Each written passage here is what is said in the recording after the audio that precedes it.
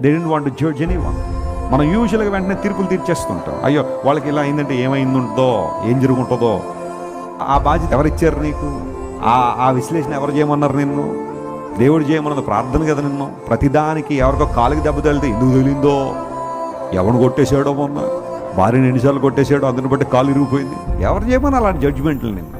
కొంతమంది ఎవరికైనా ఒక సహోదరికి కానీ ఒక సహోదరుడికి ఏదైనా చిన్న శ్రమ రాగానే కూర్చునిపోయి ఎందుకై ఉంటుందో పాపం అది నిజంగా జరిగిందని బాధో లేకపోతే లోపల ఎక్కడో తెలియదు ఆనందమో తెలియదు. కొంతమంది పేతురు గారు ఎందుకు చెరసాల్లోకి వెళ్ళిపోయారని చర్చా కార్యక్రమం పెట్టలేదు. అక్కడ వాళ్ళందరూ కలిసి ప్రార్థన చేశారు, ప్రభువా దైవజనుడు బయటికి రావా, విడుదల చేయ ప్రభువా. అత్యాసక్తితో కూడిన ప్రార్థన చెప్పండి ఏం చేసింది? పేతురు గారిని బయటికి తీసుకొచ్చింది. సంగమా, మనం కూడా ఈ రోజుల్లో మామూలు ప్రార్థన కాదు, ఏ ప్రార్థన చేయాలి?